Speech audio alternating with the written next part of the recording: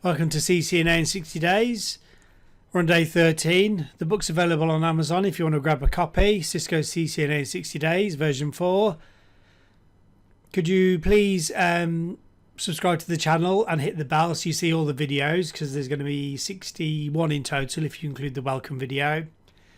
Hit like, and any comments or questions, just drop one and I will answer as soon as I can. So we're on day 13. We're going to cover troubleshooting.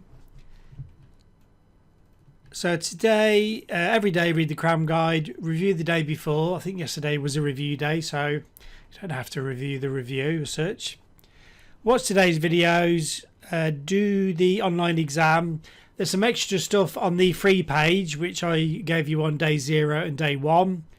Extra videos and labs that I just didn't have space for in the full program. So please do dip in. I include Windows, Linux, and Apple software, Apple OS, because that's in the exam syllabus now. Spend 10-15 minutes on subnetting.org. So today you're going to troubleshoot interfaces, layers 1 and 2, troubleshoot VLANs and troubleshoot switches.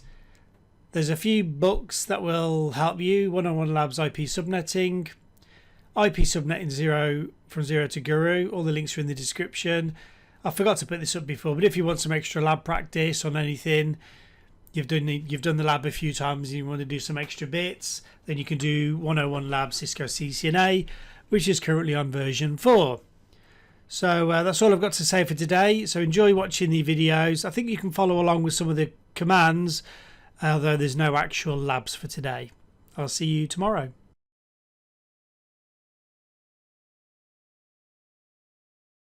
Troubleshooting interface issues, quite a basic overview here. We've only just got a small handful of slides to go through.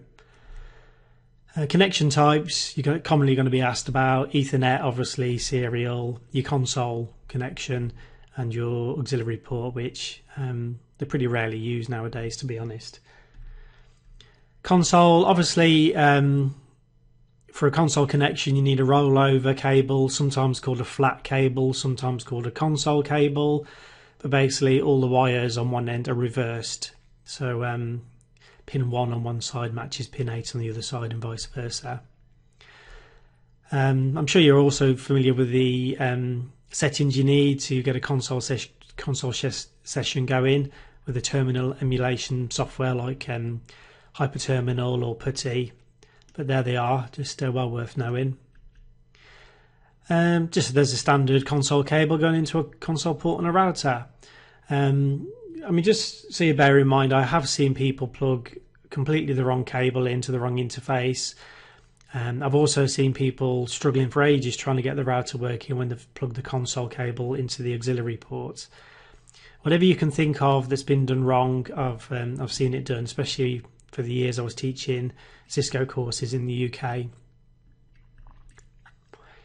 So when you're connecting like to like device, generally speaking, you'll use a crossover cable. So you can see router to router, switch to switch, you'll generally use a crossover cable. Some switches will auto sense, so you could use a straight cable, but the default advice for CCNA level is to use a crossover cable if you're connecting two switches together. If you're connecting a PC to a switch, it's a straight cable. If you're connecting a PC to a router, you use a crossover cable, because normally you'd have a switch in between the two. And obviously a PC to connect to a console port on a router, you would use a console cable. Auxiliary ports generally are used to connect modems to routers, which is why we don't see them used very often. I mean, there are ways of connecting modems to the console ports as well, but really it's outside the scope of what we're doing. Really important command is show controllers and then the interface number, especially for serial interfaces, because you could have a cable physically attached, but if the pins are bent, it will indicate it won't work and you won't know why. And I've often seen people actually plug in a cable upside down, which you shouldn't be able to do it because of the design of the DB60 cable. It is tapered in, but if you push it hard enough, it actually goes in upside down. And I've seen people bend the pins on the cable, or even worse, bend the or damage the receiver interface on the serial port, which is a lot more serious. So show controllers, in this instance serial 0, and it's telling me the type of cable I've got, the V35 cable, and it's DTE. So this is a typical cable you'll see for CCNA level. Now if it says DCE cable attached, it means you must add a clock rate on that particular interface. And you can see here I've done a show run interface serial 0. You may have to use the show run command in the CCNA exam because you're using a simulator, so only a small portion of the commands will work. Show IP interface brief will show you if your interface is up or down. The first part for up or down is the physical connection, and the second part is the data link layer 2. If it says administratively down, obviously that means the interface needs to be no-shutted with a no-shut command. You can see here I've done a show interface serial 0. It's telling me the interface is down, but the encapsulation type is PPP. So this is like a troubleshooting scenario really, and I need to change the encapsulation to HDLC, and that would bring the data link layer up for this particular issue. Layer 3, interface up but can't ping, nearly always incorrect IP address, i.e. the other device is on the wrong subnet. The interface will come up because layer 2 keep alives are going across the link, but almost always the wrong IP address has been added, is in the wrong subnet. And show interface, and then the name and number will show you the actual IP address and the subnet mask. If you issue a show IP interface brief, it just shows you the IP address and not the subnet mask. And again, the subnet masks need to match also. And you can see the other side has got an address in the 12 network, whereas the left-hand router has got an address in the 11 network.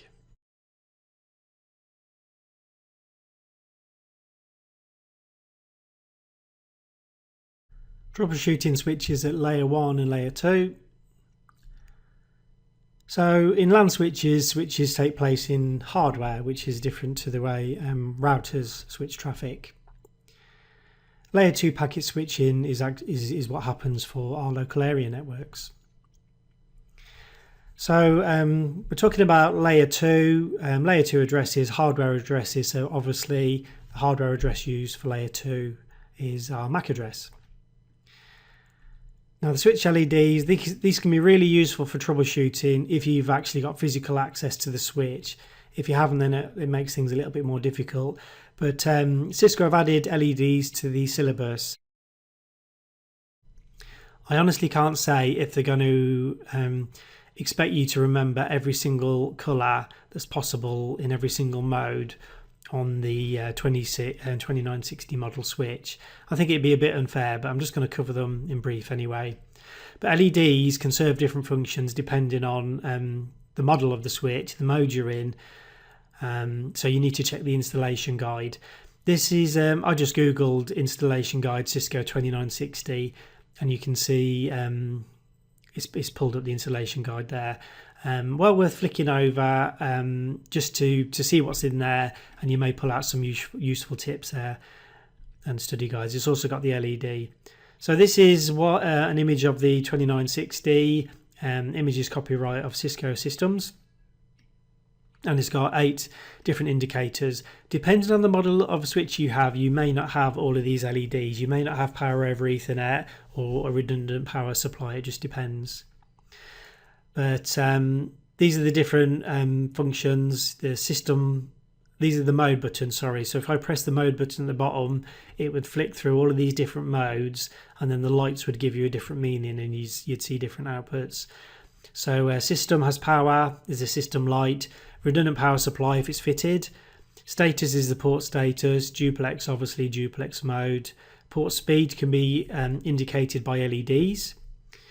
The mode button, now you've got to be careful because you press this to switch modes, so it gives you different outputs. However, holding down the mode button for too long can actually initiate a disaster recovery on a switch, a password recovery, so be very careful. And then port LEDs are obviously the LEDs. So an example for the system status, if there's no light, then the power's turned off. Green is the system operating normally, and amber, system's receiving power but there's an issue. Other LEDs, you can see the status LEDs, the duplex LEDs also. Would you need to know these? I don't think so. You probably need to know if the green's good, blinking green is activity, and amber is indicating an issue. Command line is very useful. Show interfaces command will show the administrative status, the operational state, the media type, and the input and output. Also shows you the buffers.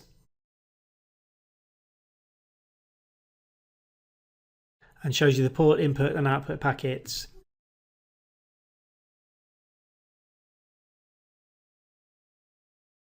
Alright, so here's the show interfaces fast Ethernet 0/1, and you can see it gives you a lot of information. Depending on what you're looking for, depends on which part of this output you see. You can obviously see your you'll see an IP address, your MAC address, your duplex settings and speed, and then you'll go into actual interface counters, queuing counters.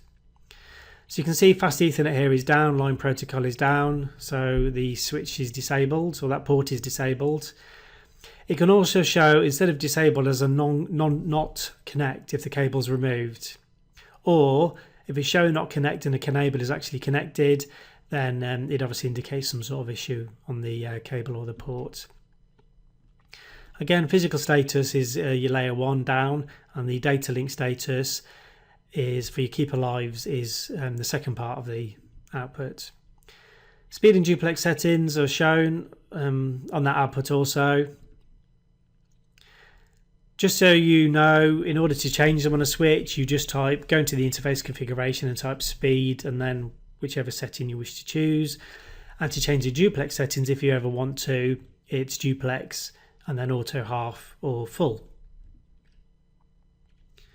If you've incorrectly set the duplex on either end of the connection, then you'll start seeing errors printed to your terminal session.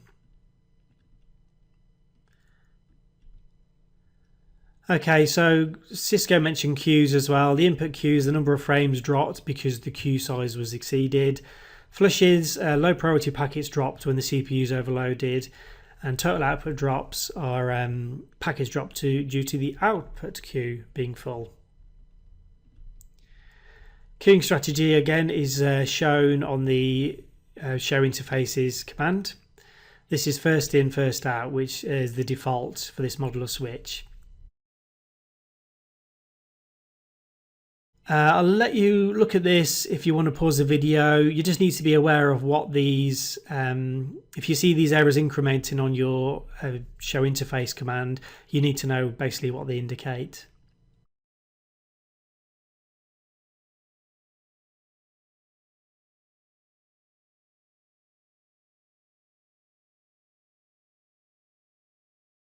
Okay, troubleshooting VLANs and some VLAN related subjects in this presentation also. So intra VLAN issues firstly. So what I mean by intra VLAN is actually inside the actual VLAN rather than VLANs communicating, which is inter VLAN issues, which we'll come to in a moment. One common error which you're bound to come across as a network engineer is duplex mismatches. One of the main issues really is it used to be legacy equipment connecting to more modern equipment, but now equipment for the most part is left as auto configure, auto negotiate, which isn't, it works most of the time but not all of the time because of the way people comply with the standards. So most commercial networks, although people would argue, hard code whatever duplex settings, which is nearly always full obviously now, and the hard code the speed settings in that way that you bypass any possible auto negotiation issues. We're going to cover bad NICs, network cards or cables, congestion, hardware or software issues, resource over subscription, and configuration issues. So I mentioned duplex on a switch here. I booted it up and I haven't made any configuration changes, but you can see the switch is auto configured here by default as half duplex 100 meg. The network card that I've put a screenshot up here is auto negotiation, so we could have a problem if the two don't communicate correctly or aren't complying with the standards properly. So this is why you should hard code your devices.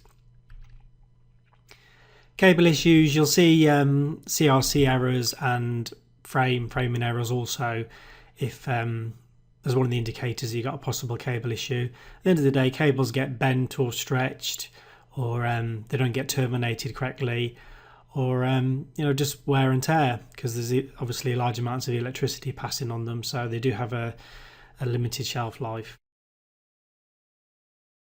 Overloaded VLAN, sometimes they're just oversubscribed for the amount of traffic that's passing. They haven't been planned correctly, or just too many devices. So you'll see frame drops, or your transmit and receive buffers, which are TRX and RX, will be oversubscribed. So here's an output for some buffers. You can see receive errors here and transmit errors showing on the switch buffers. Hardware issues, ports flapping, which is ports going up and down in rapid succession, can happen on Ethernet or serial links. First protocol, if you've got physical access to the devices, to check LEDs. Easy fixes, the swap out cables, swap out for a known good cable, or just replace the cable and see if that fixes it. If it does, then obviously you've got a problem with the cable, or if it doesn't fix it, it could be a problem with the actual port or module, in which case you need to swap out the module. I've often tried another port. If a port wasn't working for whatever reason, I try the same configuration but apply it to another port. If that works, then it normally indicates you've got a faulty port. Software issues are typically harder to troubleshoot, especially if it's a bug. The best thing is that when people on enterprise networks, before they add an iOS or upgrade an iOS, they normally get Cisco TAC to do a bug sweep, and that'll check for whatever line cards they've got configured or other configuration parameters. And there's lots of well-known issues or bugs that are known to TAC engineers that happen on certain platforms. If you are getting error messages printed to your console, then that will obviously give you an indication also. Resource oversubscription. So I've seen a very small, it's an old-fashioned, it's end of life now, but the plastic routers that Cisco used to sell, the 1721 for example, they're only supposed to be used for small branch offices, but I've actually been to a location where this particular small office, where there's only 4 people were working, the router was configured to run OSPF. So it was receiving all of these updates for the entire enterprise network on this tiny little router, when really all it needed was just a static route pointing all traffic out to the next top router. So when the entire network was running at a snail's pace because of oversubscription on this router, its CPU was running 100% all the time. Config issues is real common. Looking at the network design, a route bridge could have been placed incorrectly. So the traffic is going to, all the traffic is going to the route bridge on the incorrect part of the network, when the layer 3 routes could be somewhere else, for example for OSPF. So traffic is going to one device for a certain part of the process and another device for another part of the process. I'll come into this later, but plugging in an unconfigured switch will could almost definitely cause major problems on your LAN, including bringing the entire LAN down. Moving on to dynamic VLAN related issues. So I've put an asterisk next to the things I want to talk about because the others aren't really going to be covered in the exam, or I've already mentioned them. VLAN. So obviously, in order for VLANs to communicate, you need a trunk link to another switch. Recommendation is not to leave trunks to auto configure, which, as you know from previous lectures, switches will, if left to their own devices, will auto-configure trunks and bring a trunk up. For example, the one on the left could run ISL or 802.1q, and the one on the right could. If it's a more modern switch now, although ISL Cisco proprietary, and Cisco tends to run 802.1q, could especially have this problem if you're using different vendors' switches. Check trunking, show interface trunk, and you can see on this switch, on the switch 0, trunking mode is set to on, so that means somebody has typed switch port mode trunk on this switch, and the encapsulation is set to 802.1q. Switch number 1 that's connected to is left on auto, so it's basically hasn't had a configuration added. It's even the switch port mode trunk command may not have been added. Encapsulation is 802.1q, but the N in front means it's negotiated, so it could negotiate ISL or 802.1q. So dynamic trunking protocols running here. And you can see at the bottom right hand of the right hand output, the administrative mode is dynamic auto. On switch 0, show interface is a handy command for you to remember actually, as all of these are. You do need to practice them on switches. Show interface fast Ethernet 0/1 switch port, and you can see the administrative mode is trunk, whereas the right hand switch 1, it's left as dynamic auto. Again, this is what could cause you problems, so this is why you need to hard code your parameters on your switches for trunking and access ports.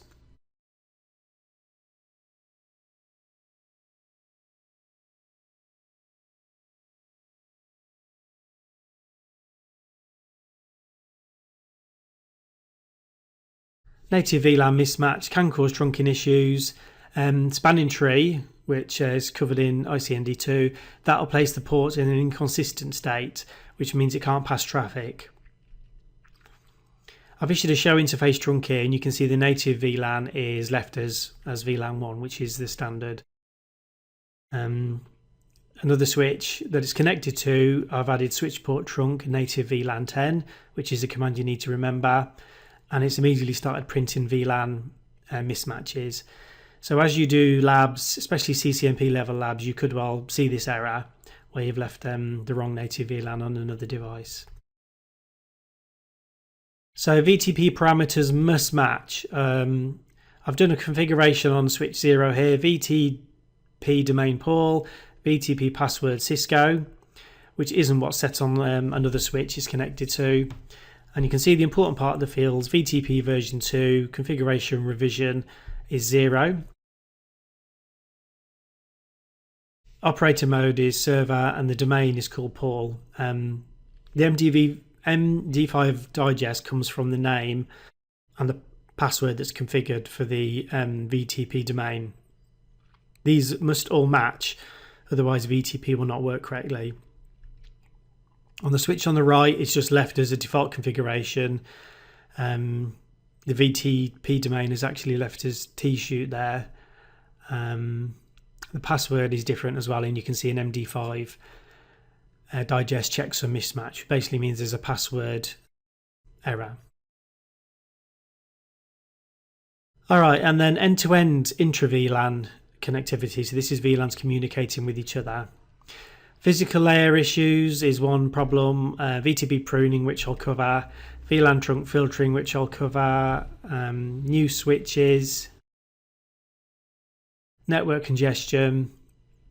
Software hardware issues and bugs. I'm only going to cover the ones that have an asterisk.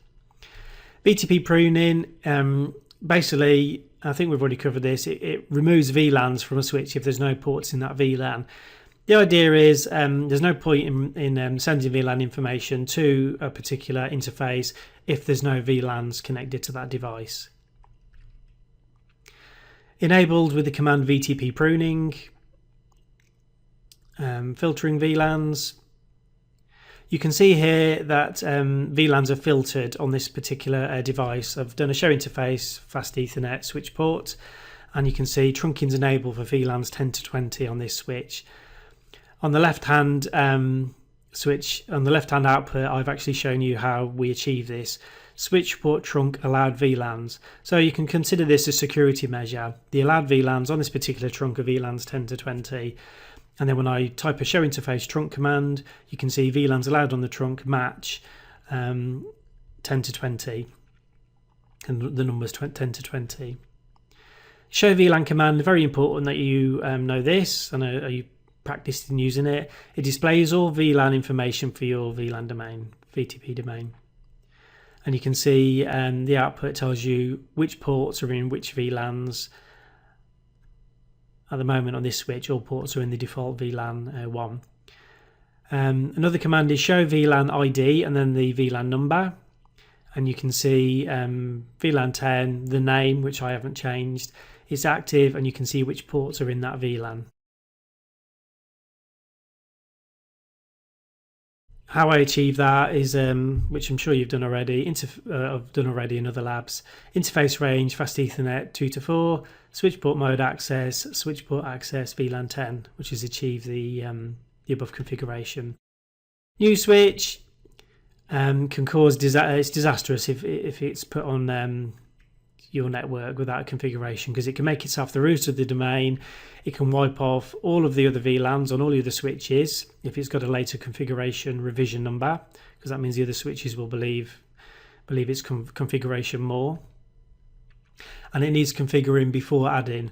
The other point is moving into CCNP, but even if a switch is set to client, if the configuration revision number is higher than the other devices, it will still be believed, the configuration part.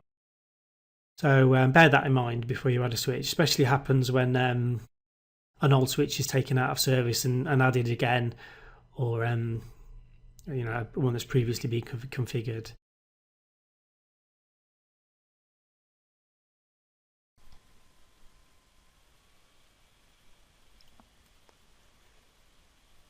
Basic switch troubleshooting. This isn't going into the more advanced troubleshooting of trunk links, VLANs, not really, and spanning tree protocol. This is all covered later on really, but this is your basic toolkit for switch troubleshooting and the kind of stuff they can throw at you in the CCNA level exam. First thing, the first type of problem we can be asked about or even come across really is you try to telnet to the switch and it doesn't work, it times out for whatever reason. Well, remember, you need to enable telnet on your switch, and it's the same for routers. For security, telnet doesn't work until you actually say yes, let's allow telnet on this device. And you also need to add a password if you're going to use telnet. So I've got a basic config here: line VTY 0/15, password Cisco, and then log in. There's a couple of other ways of doing it. You can type login local and have a local username and password for the device as well, but this is the basic config. But the answer to the question, why can't you telnet, there's a couple of reasons why it wouldn't work. Can't ping your switch. Remember, the switch, the only address on it will be the management address. The switch isn't there for your layer 3 stuff as far as we're concerned for this syllabus and for the exams. So you wouldn't normally ping a switch. It's there to allow your devices to communicate on the VLANs. But what you can do is ping the management address on the switch. So if you're going to want to ping your switch or manage it, then you need to add an IP address to the VLAN. So here I've typed interface VLAN 1 and then just added the IP address. Also remember, you need the default gateway, so the switch needs to know where to send traffic and where to send the replies. If you can't ping through the switch, so you're trying to connect to a device the other side of the network and the switch is in between the two devices, then just make sure that the interfaces that the devices are all connected to have been brought up with a no shut command. A lot of the time on switches you only just need to plug them in, to be honest, and the interface will come up. However, it's worth just checking. You can type a show IP interface brief or show interfaces on a switch and it will tell you which ones are up and which ones are down. And remember, if your devices are in different VLANs, then you need a router to make a routing decision. So we've got labs that'll show you how to do all that kind of stuff. But if as I said, if the devices are in different VLANs, then there's going to need to be a routing decision made somewhere on the network before the ping will actually resolve. Interface issues. There's 3 modes that a switch interface can be in usually, and for general network access to connect to servers, or in fact you can have a trunk link for a server, but that's a question for another day. We'll normally set them to access. Switch port mode is the command, and then we'll choose access, dynamic or trunk. Other interface issues which we've talked about before really: check your duplex settings, so show interface fast Ethernet 0/1 here reveals that we've got half duplex set, which normally shouldn't be the case, it should be full duplex. And make sure our speed setting is hard coded to 10 or 100, whichever speed that we need to be using. If you need to connect a switch to another switch, it needs to be a trunk link. So if you've got that link set to access, it won't work. So the command is interface, and then whichever the interface number is, switch port mode, and then trunk. We type trunk and then press enter. Kind of stuff to check. Here I've just got a little table on each side. Stuff to check on your PC side, stuff to check on your switch side. And it's silly little things really, but this is what tends to catch us out as network engineers. IP addresses, faulty cards, the cables failed, they do fail for whatever reason over a period of time. Duplex settings, checking the interfaces up on the switch. And you can see the list for yourself, but these are the most common things that could go wrong. Alright, so that's the end. Like I said, it's a real basic kind of stuff for checking. We go into more advanced troubleshooting as we learn the protocols for Ethernet. So we're going to be going to VLAN troubleshooting, but this is further along in the syllabus for the next exam.